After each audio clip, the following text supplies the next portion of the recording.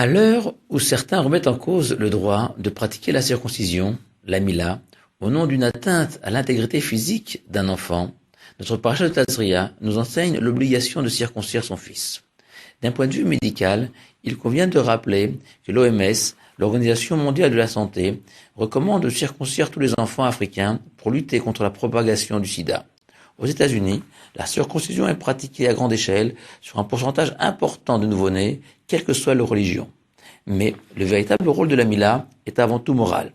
Le Rambam explique que la mila enseigne à l'homme le devoir de réfréner ses pulsions, alors que Nachmanide rajoute qu'à travers la mila, on imprime un cachet divin sur le bébé, signe de son appartenance à l'alliance d'Abraham, au peuple juif, au destin incomparable, et que de la même manière que personne ne conteste le droit aux parents de retirer les amygdales de leur enfant, sur l'avis d'un médecin, ainsi on ne peut refuser à des parents leur droit à offrir à leur enfant un avenir spirituel.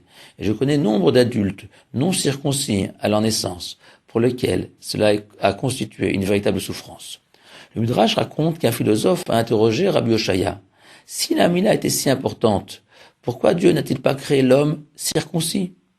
Et Rabbi Oshaya répondit, l'Éternel a créé un monde que l'homme doit parfaire, des graines de moutarde qu'il faut adoucir, des lupins qu'il faut bouillir, et du blé qu'il faut moudre.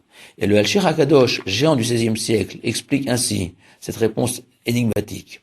Les propriétés de ces trois végétaux correspondent à trois niveaux de compréhension